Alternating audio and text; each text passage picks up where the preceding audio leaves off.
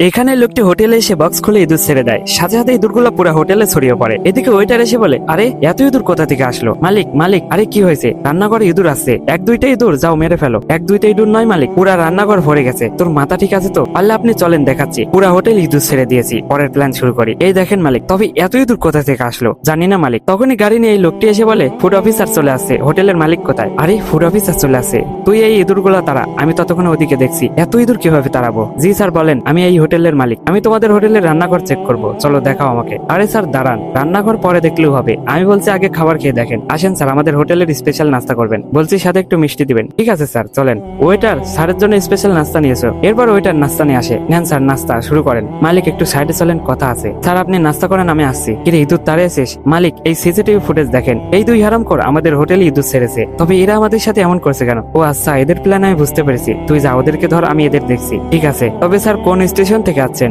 Station এই পাশেই, সর্দার station. আচ্ছা, হারামখোর স্টেশন তো পুলিশদের জন্য হয়, ফুড অফিসারদের জন্য স্টেশন হয় না, ডিপার্টমেন্ট হয়। ভাই ও আমার ডুও পার্টনার, সবকিছু বলে দিলি কেন? হারামখোর, তুই রান্নাঘর চেক করতে এসে এখানে তুই নাস্তা করতে বসছিস? এদের খাবার সেই স্বাদ, তুই চেক করে দেখ। ভাই সাহেব 1 মিনিট ছাড়েন না, তোর কিছু বলি রে।